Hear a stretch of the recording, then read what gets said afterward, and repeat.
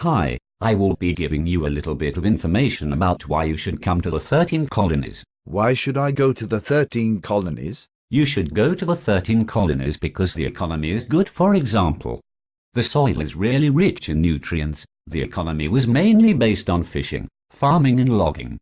They produced various goods, for example wheat, corn, tobacco, rice and many more things. In the 13 colonies you can also practice your own religion.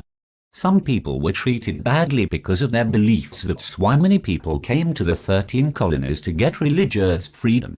They allowed settlers from many faiths to settle there. They also permitted people from different colonies to settle there as opposed to Britain. The 13 colonies also had a governor that was chosen by the king. They also passed laws, but they were not harsh. They had an assembly that people voted for the laws to be passed.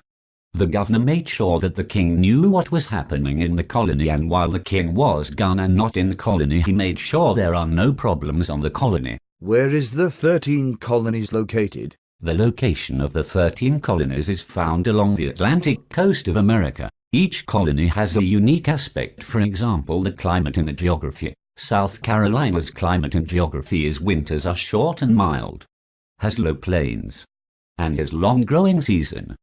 Georgia's climate and geography is winters are short, summers are hot, and also has long growing season. Virginia's climate and geography is hot, humid summer, has rain, and fertile soil, and has mild winter. Rhode Island's climate and geography is that land is rocky along the coastline. Winters are cold. All the colonies have a unique thing about them, but overall it made life comfortable. Next I will tell you about the opportunities you can get in the 13 colonies. There are many opportunities. There were many different types of jobs in the 13 colonies, like fishing, trading, growing crops, lumber and lots more things you can do. There were lots of good in the 13 colonies. Their main goods they had were corn, tobacco, fish, lumber, wheat, furs and rice. The 13 colonies were allowed to trade with other countries, not just Britain. The colonies were free to start business and grow a variety of crops and sell them for a profit. Also, Britain had different goals. They invested a lot of money in its colonies overseas. The British wanted to establish large settlements to gain military and economic advantages over the other imperial countries. Do you know how the colonies came to be? Yes. Well, Britain wanted to make colonies, so they tried in 1585 and it failed. They tried again 1587 and it failed too.